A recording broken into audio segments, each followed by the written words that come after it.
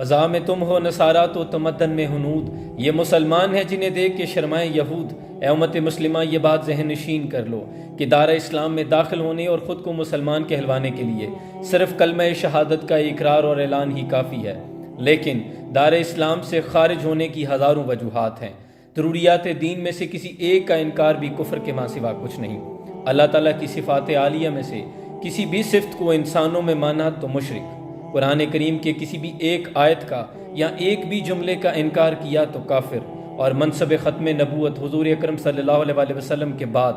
کسی بھی انسان کو کسی بھی حیثیت میں نبی مانا تو مرتد۔ اگر تو عیسائی 25 دسمبر کو اس بات کی سیلیبریشن کرتے ہیں کہ ان کے نبی کی ولادت ہوئی، تو آئینی اور اقلیتی طور پر ان کا یہ حق بنتا ہے کہ ان کی خوشیوں میں ہم ان کے ساتھ شانہ بشانہ کھڑے ہو جائیں، کیونکہ حضرت عیسیٰ علیہ السلام ہمارے لیے بھی اللہ کے برگزیدہ نبی ہیں۔ لیکن اگر اس سیلیبریشن کے پیچھے عقیدہ اور نظریہ یہ ہے کہ معاذ اللہ ثم معاذ اللہ نے بیٹا جنا، تو پھر قرآن میں اللہ فرماتا ہے کہ جتنا بڑا جھوٹ تم اللہ پر باندھتے ہو، ممکن ہے ان قریب اس جھوٹ سے آسمان پھٹ پڑے۔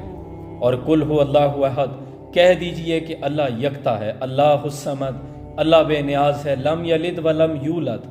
نہ تو وہ کسی سے جنا اور نہ اس نے کسی کو جنا، نہ تو وہ کسی کی اولاد ہے اور نہ کوئی اس کی اولاد ہے۔ لہٰذا یہ بڑے بڑے جبے اور دستاریں پہنے سیلیبریشن کرنے والوں کے ایمان کا فیصلہ اب قرآن پہ چھوڑتے ہیں۔ اقبال نے کہا تھا کہ بت شکن اٹھ گئے باقی جو رہے بت گر ہیں، تھا ابراہیم پدر اور پسر آزر ہیں، بادہ یا شام نئے بادہ نیا خم بھی نئے، ہر میں کعبہ نیا بت بھی نئے تم بھی نئے، ہر کوئی مست میں ذوق تن آسانی ہے، تم مسلمان ہو یہ انداز مسلمانی ہے،